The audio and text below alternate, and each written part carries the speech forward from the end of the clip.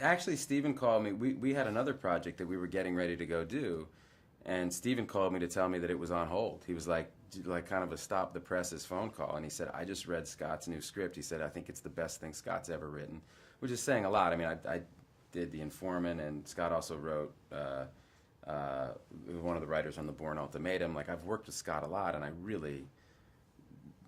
think very highly of him, and so to get like this call from Steven saying, "I think this is the best thing Scott's done," I was like, well, hell, man, send it over.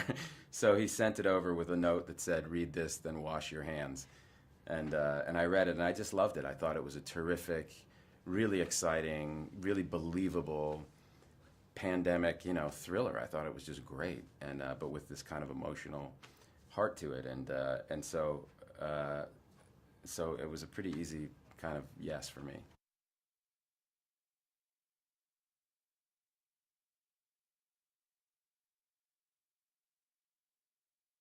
My whole storyline is, my wife dies and my stepson dies, and so my daughter is the only surviving family member, and as a dad, I could really relate to this guy, and I think audiences will be able to relate to him because it's, what do you do in that situation, and you know, his agenda is very simple and very, he's just trying to survive this thing and keep his daughter safe and alive, and as the world is kind of starting to fall apart around him, it's pretty elemental stuff.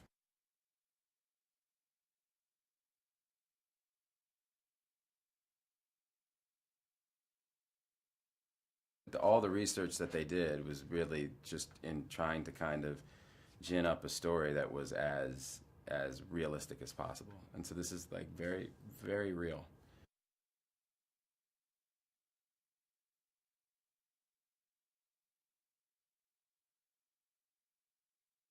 It's my sixth movie with him, and I just I'm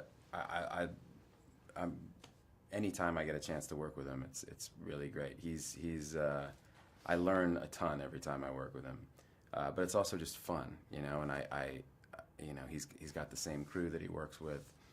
It's a really tight knit group, and it's just really fun to go to work. And we work hard, but it's a very satisfying feeling. I mean, with Steven, he shoots on digital, so by the end of the day, he's cutting what you shot that day. And so, like, we would go down to the hotel bar, and they set aside a little room in the back for us.